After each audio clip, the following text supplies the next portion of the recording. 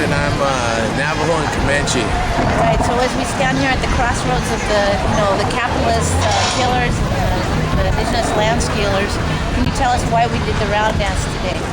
So the round dance is just for in solidarity with our brothers and sisters on the other side of our fictitious border, the northern side this time, because of all the bills that are going to abolish their sovereign rights as a nation.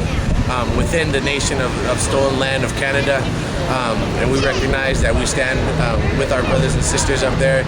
There's a female chief up there who's on a hunger strike right now, 11-day hunger strike, and so we're just out here supporting her and the rest of the Ojibwe and Cree tribes and the rest of the tribes up in the Canadian area, just for equal rights and sovereignty, just to support that, because if it's attacked up there, it's already attacked in our southern regions in Mexico and challenged all throughout Central and Southern South America.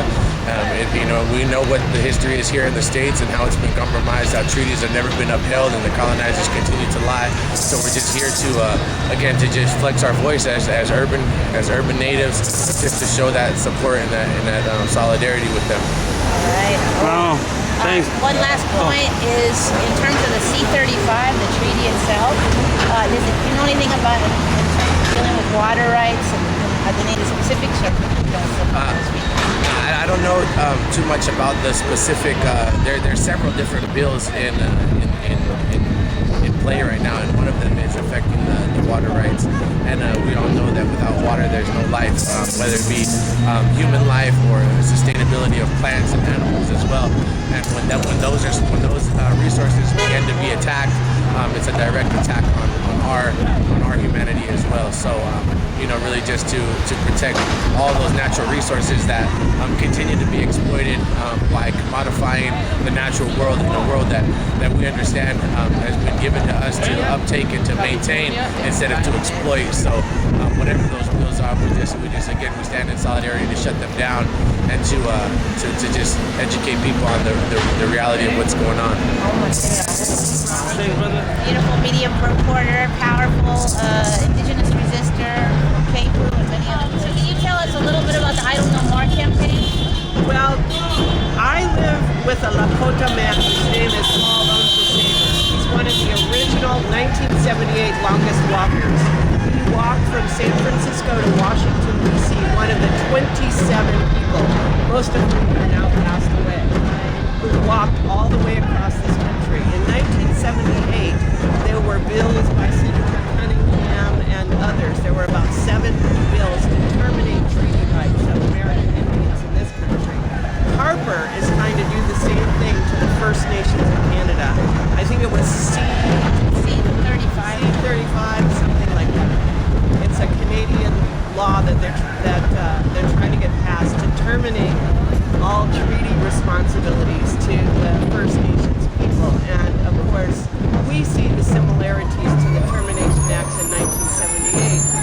And we also say that if, Canada can do this again, with the crown lands and the sovereignty of the people, then our government will probably try again to terminate the responsibilities to their people. Because every generation has to go through the same thing over and over again, which is why we're here today. We were here yesterday in front of the Canadian Consulate trying to raise people's awareness. And it's really amazing to me. Well, I guess it's not really amazing to me, being in the media like I am, that the paid and bought and paid for media are not here. They are not covering this anywhere across the country, anywhere across Canada. The only information that people are really getting is from the social media, the Twitters, which is why we're doing a flash mob. I'm a person flash mobber. Diaspora from their indigenous lands.